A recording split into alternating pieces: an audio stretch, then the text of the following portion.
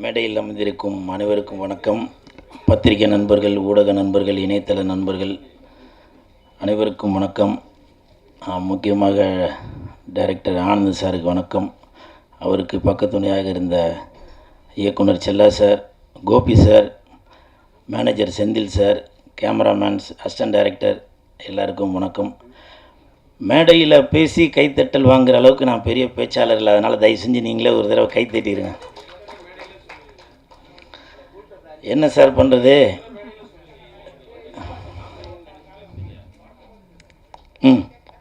சொல்லுங்கள் சார். இல்லை, இதுதான் சார் என்னோட ட்ரெண்டு இல்லைங்களா? இதுதான் என்னோட ட்ரெண்டு.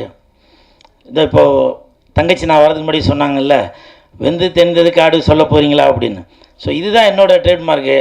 இப்போ நீங்கள் கேட்குறீங்க, வாஸ்தவம் தான்.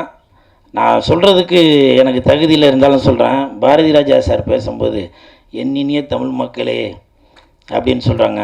நான் அவ்வளோ பெரிய ஆளாக சொல்லுங்கள். நீங்கள் என்ன கேள்வி கேட்டீங்க, நான் என்ன சொல்கிறது? இருந்தாலும் பரவாயில்ல. தட்டு. Thank you thank you.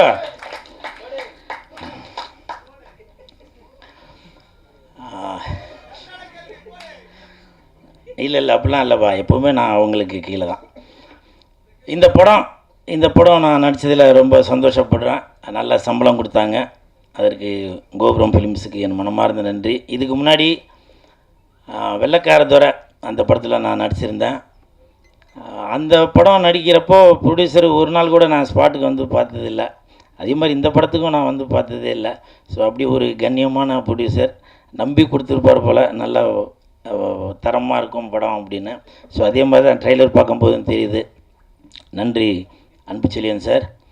அதே மாதிரி இப்போது ஒரு 2 நாளைக்கு முன்னாடி ஒருத்தங்க கேட்டாங்க, நீங்கள் வந்து சந்தானத்தை எங்கே போனாலும் புகழ்ந்து பேசிக்கிட்டே இருக்கீங்க, அவர் வந்து உங்களுக்கு படத்தில் ஃபுல்லாலாம் எதுவும் கொடுக்கவே காணுமே அப்படின்னு சொல்லி.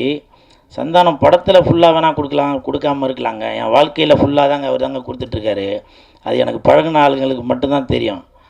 ஸோ அந்த மாதிரி சினிமாவையும் தாண்டி எனக்கும் சந்தானத்துக்கும் ஒரு கனெக்ஷன் இருக்குது. உதாரணத்துக்கு இந்த படம் நடித்ததே சந்தானத்தினால தான்.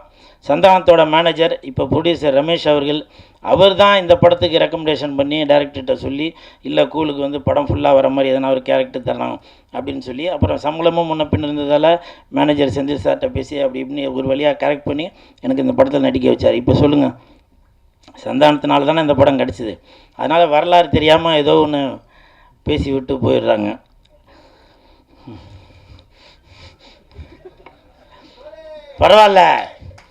பரவாயில்ல இமான் சார்.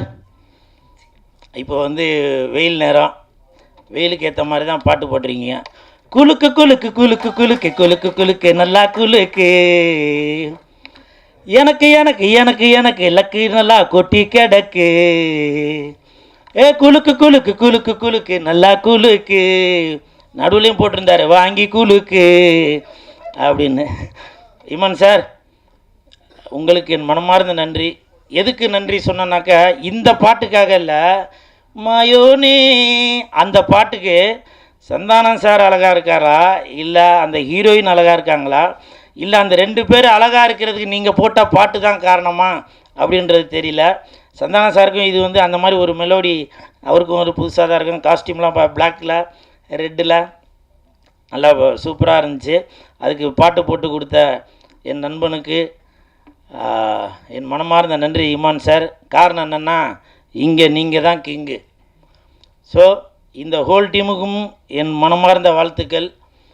அப்புறம் இன்னொரு விஷயம், இப்போ நான் சமீபத்தில் ப்ரொமோஷன் பண்ணுறதெல்லாம் கொஞ்சம் குறைச்சிட்டேன். காரணம் என்னன்னாக்கா, நிறையா பேர் சொன்னாங்க, நீங்கள் தேட்டருக்கே வராதிங்க, நீங்கள் நடிக்கிறதில் கான்சன்ட்ரேட் பண்ணுங்கள். நடிக்கலை நானாங்க வேணான்றேன்.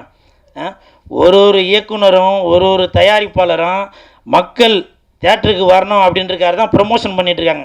இப்போ இந்த ப்ரொமோஷன் எதுக்கு பண்ணுறாங்க? படத்தை வந்து எல்லோரும் தேட்டருக்கு வந்து பார்க்கணும் அப்படின்னு சொல்லி தான் ப்ரொமோஷன் பண்ணுறது.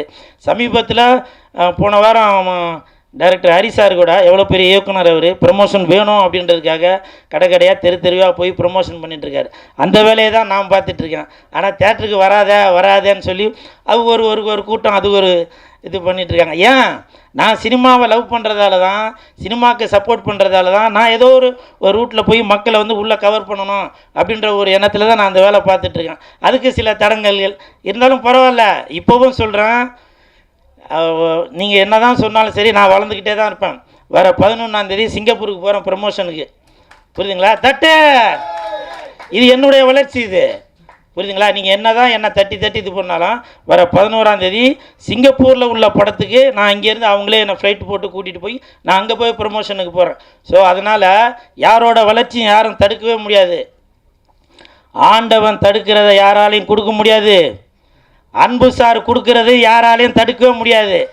அன்பு சார், இந்த படத்துக்கு உங்கள்கிட்ட நான் எதையுமே எதிர்பார்க்காம என் நண்பனுக்காக, கோபுரம் ஃபிலிம்ஸ்க்காக நான் ப்ரமோஷன் பண்ணுறேன் சார். ஏதோ ஒரு வித்தியாசத்தில் ஒன்று பண்ணுறேன் சார். இதை நான் இந்த நேரத்தில் சொல்கிறேன் சார்.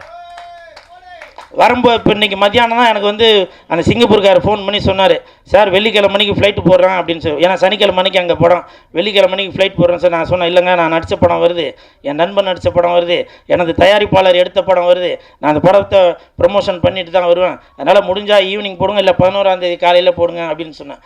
காரணம் இது என்னோடய டெடிக்கேஷன் தாங்க. இது செய்கிற தொழிலை வந்து தெய்வமாக நினச்சி பண்ணுறான். இப்போ நிறையா பேர் கேட்டாங்க, நீங்கள் வந்து அரசியலில் வந்து ஒரு கட்சிக்கு போய் ப்ரொமோஷன் பண்ண போயிருந்தீங்களே அப்படின்னு சொல்லி சொன்னாங்க. ஆமாம், ப்ரொமோஷன் பண்ண தான் போனேன்.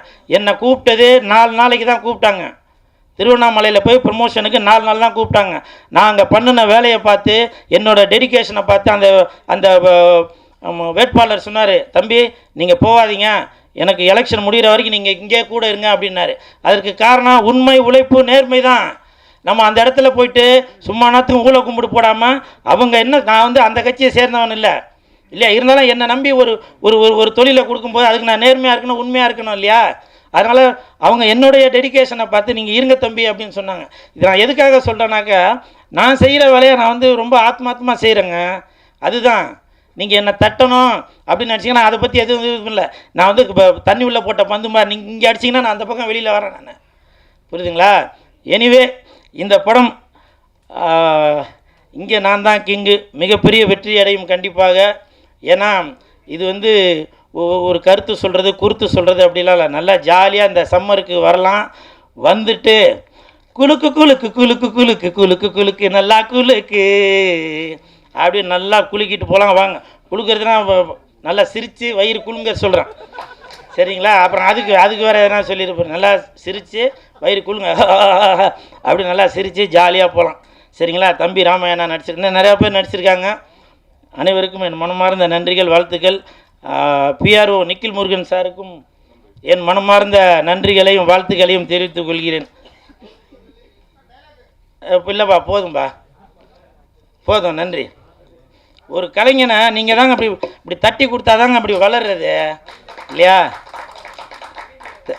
தேங்க்யூ.